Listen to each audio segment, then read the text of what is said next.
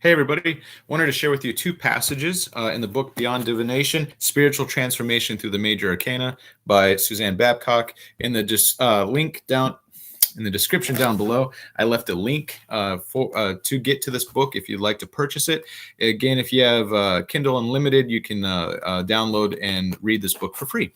So that being said, I was painting today Isabella birthday picture, and I was listening to music, and Disturbed's cover of the song "Sound of Silence" came on, and it evoked a memory of a passage that I had read. So on page 42 and 43, I'm going to read you two passages, and I wanted to give a quick explanation as to why I was reading them. Suzzan is talking about Valentinus and the followers of Valentinus and a story of how creation began. But it says, Valentinus taught that everything began because, desiring to be known, the first father or supreme being projected himself into his consort Silence and brought forth two emanations, mind, masculine, and truth, feminine.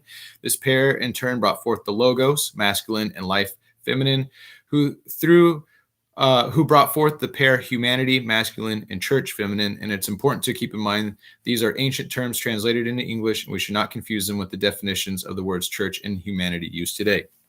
Now, that passage goes on for quite a bit longer, has really great information in there, but I just wanted to focus on that very first part, that because desiring to be known, the first father or supreme being projected himself into his consort Silence. And so it made me think about meditation and the different forms of meditation we use to get clarity within our lives, to connect to source, to let go of ego, and to try to connect more spiritually and uplift ourselves in a way that, when we have a bunch of thoughts running through our head all day long, all these desires, all these things that we think that we should do or we shouldn't do, a lot of confusion that is brought forth.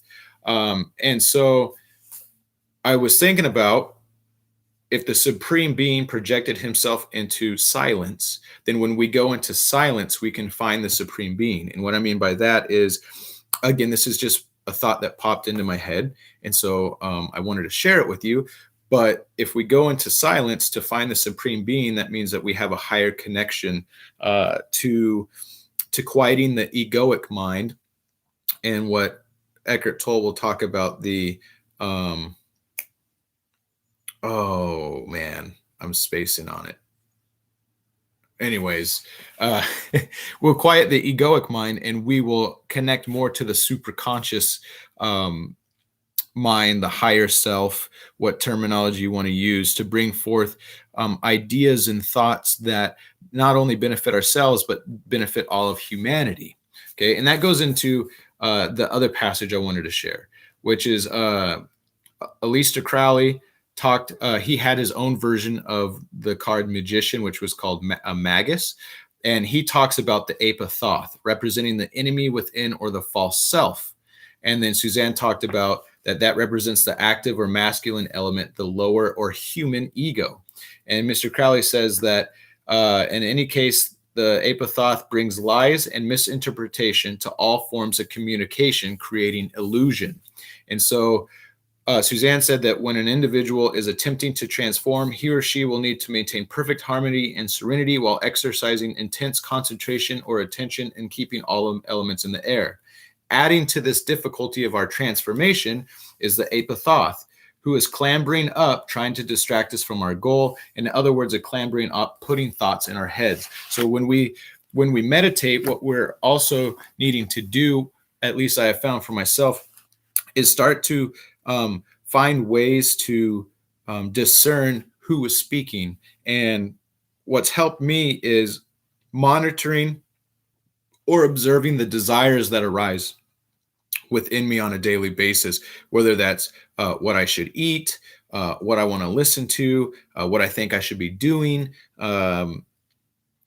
If I do something for the first time and I enjoyed it, I'm like, oh, I really want to focus on this and I really want to do this. And like, if I go golfing and I enjoyed golfing, I want to become the best golfer and I just want to dedicate myself to that. And so all these desires easily come through and all these thoughts come through. But then I think, okay, who's speaking? And so what's helped me is I've started developing two pillars that help me discern who's speaking, I still get tripped up all the time. Okay, so it's not perfect. But when a desire arises, I ask myself, is it something that my heart truly wants? Is it something that's in alignment with what I truly feel that I want to do while I'm alive? And then is it in alignment with myself, my goals, my values?